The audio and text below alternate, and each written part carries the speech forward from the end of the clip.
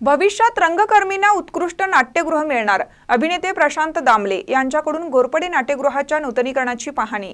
नारायणराव घोरपडे नाट्यगृहाचे नूतनीकरण करण्याचे काम इचलकरंजी महानगरपालिकेच्या वतीने हाती घेण्यात आले आहे। त्यामुळे शहरामध्ये नाट्य क्षेत्रासाठी आवश्यक असणाऱ्या सर्व सुविधांसह अतिशय उत्कृष्ट असे नाट्यगृह भविष्यामध्ये रंगकर्मींना आपली कला सादर करण्यासाठी मिळणार आहे।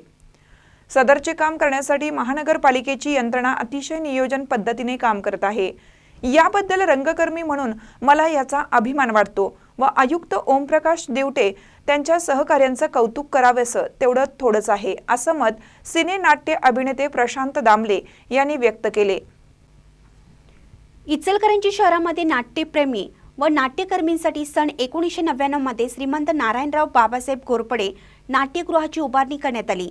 सध्या नाट्यगृहामध्ये असणारी सर्व यंत्रणा कालबाह्य झाल्याने नाट्यगृहाच्या नूतनीकरणासाठी महापालिकेच्या वतीने राज्य शासनाकडे प्रस्ताव पाठवण्यात आला होता। सदर प्रस्तावास ऑक्टोबर 2024 मध्ये 7,99,00,000 रुपयांचा निधी मंजूर झाला आहे। सदर निधीचा योग्य वापर होऊन तांत्रिकदृष्ट्या योग्य असे काम पूर्ण करण्यासाठी नाट्य क्षेत्रातील तज्ज्ञांचे मार्गदर्शन घेण्याचा निर्णय महापालिका आयुक्त ओमप्रकाश दिवटे यांनी घेतला होता। त्यानुसार महापालिकेच्या वतीने सिने व नाट्य क्षेत्रातील ज्येष्ठ अभिनेते दामले यांना निमंत्रित करण्यात आलं होतं।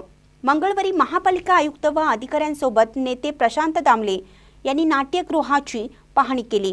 त्यानंतर महापालिकेमध्ये झालेल्या बैठकीमध्ये रंगमंच व नाट्यगृहामधील प्रकाश व्यवस्था, ध्वनी क्षेपण यंत्रणा, वातानुकूलित यंत्रणा, आसन व्यवस्था त्या कशा असाव्यात याबाबत त्यांनी मार्गदर्शन केलं।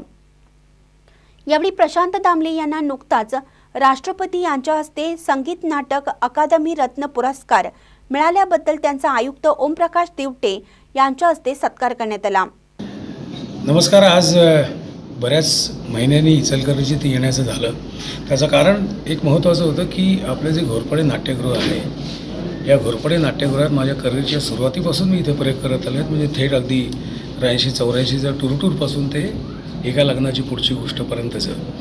तर या घोरपडे नाट्यगृहात आपल्याला कायापालट करायचं आहे, तर त्या दृष्टीने माननीय आयुक्त साहेबांची आज चर्चा झाली। आपल्याला अजून काय काय छान करता येईल, बऱ्याचशा गोष्टी करायच्या आहेत, काय काय करायच्या आहेत, प्रायोरिटी कशाला द्यायची ह्याच्यावर खूप डिटेलमध्ये चर्चा झाली। आणि पुढच्या काहीच दिवसात हे घोरपडे नाट्यगृहाचा कायापालट झालेला आपल्याला दिसेल, काही महिन्यात, अशी मला खात्री वाटते। या इचलकरंजी नगरपालिका महानगरपालिकेची जी टीम आहे, या टीमचा आत्मविश्वास प्रचंड आहे आणि त्यांचा चला काम करूया हा जो मूड आहे तो बघून आम्हाला रंगकर्मी म्हणून मला खूप आनंद झालेला आहे आणि त्यांना मी खूप मनापासून शुभेच्छा देतो। आणि आयुक्त साहेब, तुम्हालाही मी मनापासून शुभेच्छा देतो की तुम्ही स्वतः इथे रस घेऊन इतकं मोठ्या पद्धतीने हे काम तुम्ही पूर्ण करणार आहात। यावेळी अतिरिक्त आयुक्त सुषमा शिंदे, उपआयुक्त प्रसाद काटकर, स्मृती पाटील, लेखा अधिकारी कोळपे, कामगार अधिकारी विजय राजापुरे, सुनील दत्त संगेवार, लेखा परीक्षक आरती खोत, विद्युत अभियंता अभय शिरोलीकर, प्रशासन अधिकारी इरफान पटेल, क्रीडा अधिकारी संजय कांबळे यांच्यासह अधिकारी उपस्थित होते। महानकरी न्यूजसाठी प्रवीण पोवार, इचलकरंजी। ताज्या बातम्यांसाठी महानकरीला सबस्क्राइब करा आणि बेल आयकॉनला क्लिक करा।